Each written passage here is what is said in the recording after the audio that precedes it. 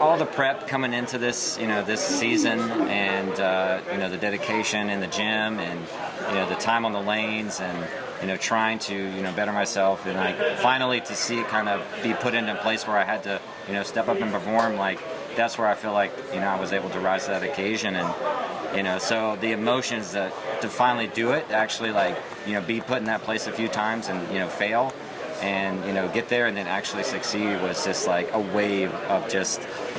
I mean, it's just hard to put into words, but I mean, just unreal, really. So, early on in the block, was this a situation where you started urethane and then had to get off of it and go to reactive again? Yeah. So the game plan was always kind of like 2 games with the urethane, and I didn't get as much as I would have liked game 1. They were a little bit different tonight. I think the fronts either hooked more or they got tighter in the mids.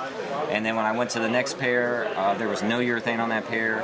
So the guys were like, look, you got 2 options. You can take a few shots in, or, you can maybe look at it. But, our consensus is we probably want to get in, and that way you're ahead of the moves if you get stuck out there. So, 2-team probably isn't going to get the job done. So we went ahead and committed to the big ball and moved in and bowled a pretty good game there. And that kind of set the tempo for the next few games so that at least I was in the right gears. Had my hand in the right spot, so I wasn't like trying to overthrow it and play right. And even then, game 3, I tried to take one look at it and split. So I was like, okay, this is done. Like, time to hook it. Let's go through the progression of balls and just bowl. So I knew that I was going to have to get deep tonight, and that's not really been my strong points. But that's what I've been working on over this season. So to see it actually come together tonight was pretty cool. Is that, I mean, like you said, not exactly your A game, but something that you're doing well at? Is that something that's maybe the most effective confidence builder for you as you go through the season? Absolutely. Over the summer, I ended up changing my thumb pitch. Like I said, working on some things that allowed me to slow down. Went to 15 pounds. My swing was always really fast, so it was just hard for me to slow down and hook it. Also, the picture of what I was looking for on what I thought I needed to do to hook it was kind of backwards. So between the combination of those things and then being able to do it in this environment and have the confidence to actually be like, all right, this is what you work for. So, I'd rather fail that way than to keep failing the way I was.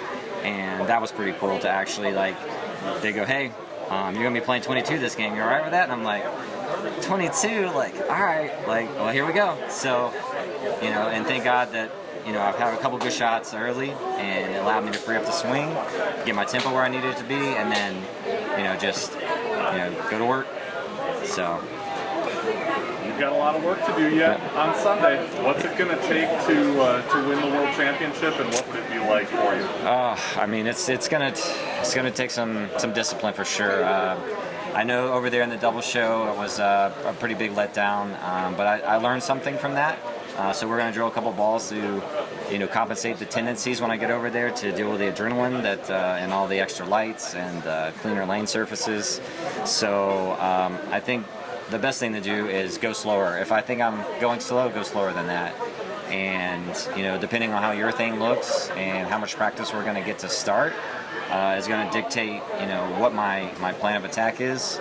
I mean, we might drill some balls to not have to use urethane, but I guess it's going to depend once we wait in practice and see what's going to happen. But I mean, what it's going to take to win is 4 really incredible games, like 8 good shots a game and clean frames, and hope that I get a couple breaks along the way, because I mean you don't get there without them. So yeah, that's the formula, I think.